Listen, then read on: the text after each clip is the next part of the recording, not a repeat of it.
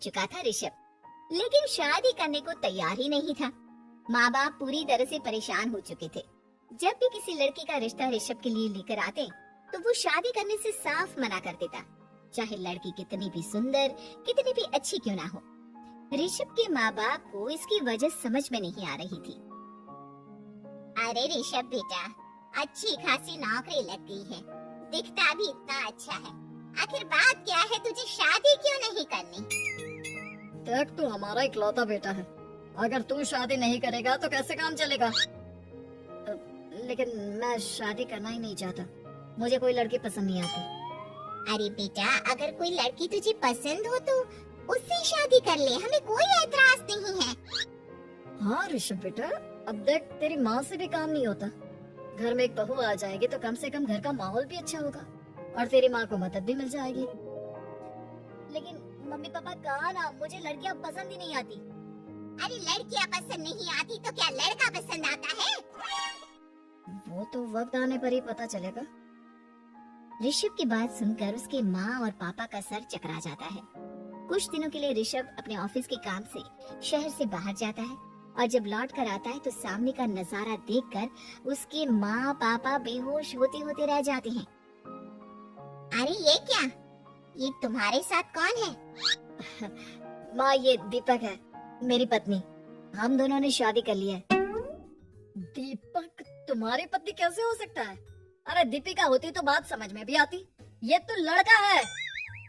तो क्या हुआ पापा, आजकल तो ये सब फैशन में है और मैंने आपको बताया था कि मुझे लड़कियां पसंद नहीं आती। अरे तो इसका मतलब ये थोड़ी है कि तुम दीपक को दीपिका बनाकर ले आओगी। मुझे बहू चाहिए, बहू के रूप में, ये आदमी नहीं। लेकिन मम्मी जी, मैं आपकी बेटी से बहुत प्यार करती हूँ, मेरा मतलब करता हूँ। अरे इसको तो करता हूँ करती हूँ का अंतर भी नहीं पता, लेकर जाए इसे वापस। अगर आपने इसे घर से बाहर निकाला पापा तो मैं भी इसी के साथ चला जाऊंगा। मैं ऋषभ के बिना जी नहीं सकती, मेरा मतलब जी नहीं सकता। हमारा जिंदगी भर का साथ है, प्लीज हमें अलग मत कीजिए मम्मी जी, पापा जी। हे भगवान, ये तूने क्या दिन दिखाया? मेरे बेटे को थोड़ी अकल दे दे, लड़के को बहू बनाकर घर में ले आया है। अब क्या होगा, हम दुनिया को क्या मुंह दिखाएंगे? माँ बेकार में परेशान हो रही हो, दीपक आपके सारे काम करेगी और एक अच्छी बहू की तरह आपके साथ रहेगी, देखना। पहले तो खुद तो क्लियर कर ले कि ये कुछ करेगा या करेगी, बाद में हम सोचते हैं कि हम क्या करें। बहू के आने के बाद क्या कहते हैं, मुंह दिखाई की रस्म, तो आप भी वही कर लीजिए। आप चाहे तो मैं पूरे मोहल्ले में न्योता दे आती हूँ। अरे रहने दे, तेरी वजह से बेइज्जती और ज्यादा होगी। आई बड़ी, अब मेरा मतलब है आया बड़ा न्योता देने वाला। अगले दिन सुबह के वक्त दीपक बड़ी नजाकत से चलता हुआ सबके लिए चाय बनाकर सुबह सुबह बालकनी में आ जाता है। प्रणाम मम्मी जी, प्रणाम पापा जी, ये देखिए चाय बिल्कुल आपकी पसंद की है। मुझे ऋषभ ने सब कुछ बता दिया था कि आपको क्या क्या पसंद है। हे भगवान, ये सब क्या हो रहा है? ये क्या नौटंकी है? नौटंकी कहाँ है? माँ देखिए तो, मेरा दीपक आप पे कितना ख्याल रख रहा है। लाओ, अब जो भी है जैसी भी है, चाय पियेंगे ही सही। थोड़ी देर के बाद, वैसे दीपक चाय तो तुमने बहुत अच्छी बनाई है, चलो कुछ तो अच्छा हुआ। अगले दिन, आज सुनते हैं आज पैरों में बड़ा दर्द हो रहा है, लग रहा है घुटनों में फिर से कुछ न कुछ प्रॉब्लम हो रही है। डॉक्टर ने वो दवाई दी थी, उसकी मालिश करो ना अपने घुटनों पर, आराम मिल जाएगा। वो क्या है ना, खुद के हाथों से ठीक से मालिश नहीं हो पाती। अरे मम्मी जी, आपको परेशान होने की क्या जरूरत है, मैं हूँ ना, लाइए मैं आपके पैरों पर मालिश कर देता हूँ, अब मेरा मतलब कर देती हूँ।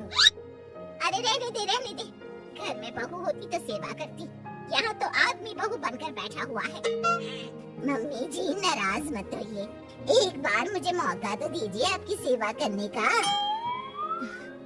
अच्छा ठीक है, ये ले दवाई लगा दे। दीपक बहुत अच्छे तरीके से घुटनों की मालिश करता है। थोड़ी देर के बाद, इतना आराम मिल रहा है क्या बताऊं। ऐसा लग रहा है मेरे घुटनों में कभी तकलीफ थी ही नहीं। लगता है तुम्हारी लड़का बनी हुई बहू तुम्हें पसंद आने लगी है। ऐसा कुछ भी नहीं है, वो तो बस इतने अच्छे से मालिश की इसलिए मैंने इसकी तारीफ कर दी। मम्मी जी पापा जी आपस में लड़ाई नहीं करते। अच्छा आप ये बताइए शाम के खाने में क्या खाएंगे? पनीर दाल मखनी पुलाव कुछ भी स्पेशल बता दीजिए। अरे भाई ये सारी चीजें मुझे तो खाने में बहुत ही पसंद है।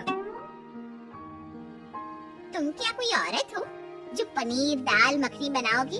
हाँ अरे लड़का हो तो लड़के की तरह बिहेव किया करो ना। भले ही मैं लड़का हूँ तो क्या हुआ, अब तो मैं ऋषभ की पत्नी और आपके घर की बहू हूँ, तो मुझे उसी तरह से रहना पड़ेगा ना। अच्छा ठीक है, जो तुम्हें पसंद है बना लो।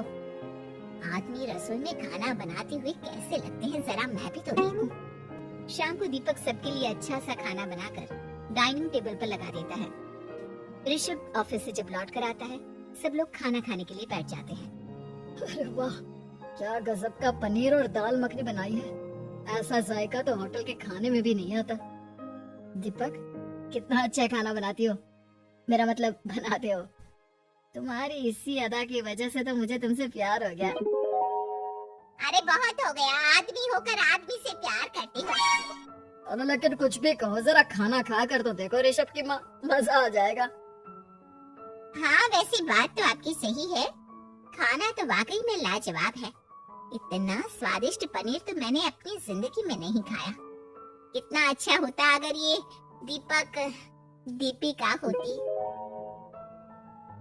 और फिर अगली सुबह कुछ ऐसा होता है जिसे देखकर ऋषभ के माँ और पापा ना केवल खुश होते हैं बल्कि हैरानी से उनकी आंखें फटी की फटी रह जाती हैं।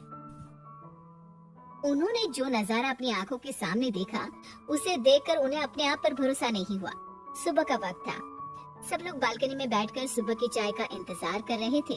तभी रसोई में से एक बहुत ही खूबसूरत लड़की जिसके लंबे लंबे बाल थे और जिसने साड़ी पहनी हुई थी हाथ में चाय की ट्रे लेकर वहाँ आती है। अरे ये कौन है? रातों रात हमारा लड़की बहू बन गया क्या? मुझे लगता है कोई सपना देख रहा है, इतनी सुंदर बहू तो हमने सपने में भी नहीं देखी। देखा माँ, जादू हो गया जादू। अरे लेकिन ये है कौन? तुम्हारा वो आदमी वाला पत्नी कहाँ चला गया? आपने मुझे पहचाना नहीं? मैं दीपक नहीं दीपिका हूँ। इतने दिन से लड़की के कपड़े पहनकर आपके घर में आपकी बहू बनी हुई थी। माँ ये दीपक नहीं, दरअसल ये दीपिका थी, लेकिन इसे लड़कों की तरह रहने का शौक था और इसे लड़की की तरह रहना मंजूर नहीं था, इसलिए मैं इसे लड़के के रूप में आपकी बहू बनाकर यहाँ ले आया।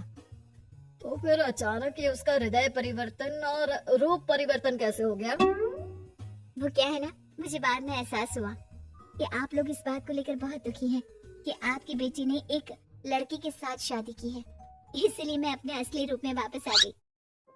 हमने कोई पुण्य कर्म किए होंगे जो तुम्हारे जैसा, मेरा मतलब तुम्हारे जैसी बहू मिली, इतनी खूबसूरत और इतना ख्याल रखने वाली। भला हो भगवान का कि हमें लड़की बहू मिली।